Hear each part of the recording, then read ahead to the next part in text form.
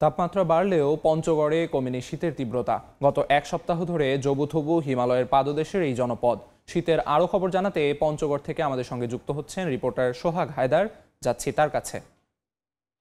দেখুন, উত্তরের জেলা পঞ্চগড়ে গত কয়েকদিন ধরে তাপমাত্রার পারদ কিছুটা বৃদ্ধি পেলেও কিন্তু আজকের যে তাপমাত্রা রয়েছে সেটা কিন্তু আজকে কিছুটা নেমে এসেছে। আমরা জানিয়ে রাখি যে গত কয়েকদিন ধরে তাপমাত্রা এ জেলায় 11 থেকে 13 ডিগ্রির ঘরে উঠানামা করলেও আজকের সকাল 6টায় তাপমাত্রা কিন্তু নেমে 10.8 ডিগ্রির ঘরে এসেছে। আমি জানিয়ে রাখি যে গত কয়েকদিন তাপমাত্রা বাড়লেও কিন্তু শীতের যে অনুভূতি ছিল সেটা কিন্তু অনেকটা কমে গিয়েছিল। তবে গতকাল থেকে আমরা দেখছি যে শীতের তাপমাত্রা আবারও কমে আসে, কিন্তু শীতের অনুভূতি সেটা কিন্তু বাড়তে শুরু করেছে। আমি জানিয়ে রাখি যে গতকাল সন্ধ্যা থেকে এখন পর্যন্ত এই জেলায় কিন্তু শীতের যে তীব্রতা সেটা কিন্তু একটু বেশি অনুভূত হচ্ছে। একই সাথে উত্তর পশ্চিম থেকে বয়ে আসা যে পাহাড়ি হিম বাতাস, এর কারণে কিন্তু এখানে একটা কনকনে শীত অনুভূত হচ্ছে। আমি আরেকটি বিষয় বলে রাখি যে শীতের তাপমাত্রা শীত বাড়লেও কিন্তু এই জেলায় যে কুয়াশার পরিমাণ রয়েছে সেটা কিন্তু অনেকটাই কম রয়েছে। এতে করে আমরা দেখছি যে রাত থেকে এই সকাল পর্যন্ত মানুষের যে উপস্থিতি সেটা কিন্তু অনেকটাই কমে গিয়েছে। একই সাথে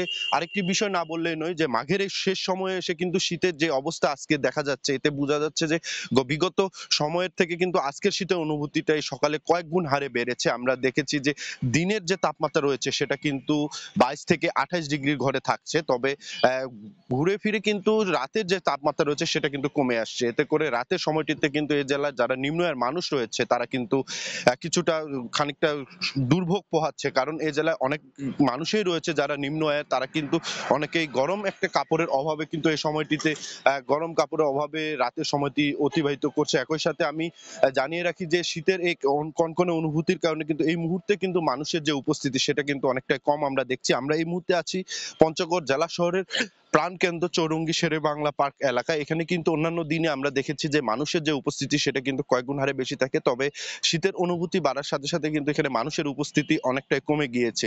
আমি আরেকটি বিষয় বলে রাখি যে আবহাওয়ার এমন বিরূপ প্রভাবের কারণে কিন্তু এ জেলায় শীতজনিত যে রোগের সংখ্যা সেটা কিন্তু বাড়ছে। আমরা দেখেছি যে রাতে এবং সকালে ঠান্ডা, একই সাথে দিনের যে আবহাওয়া কিছুটা গরম থাকায় কিন্তু দুই রকমের আবহাওয়ার কারণে এখানে শীতজনিত রোগের সংখ্যাটা কয়েক গুণ হারে বাড়ছে।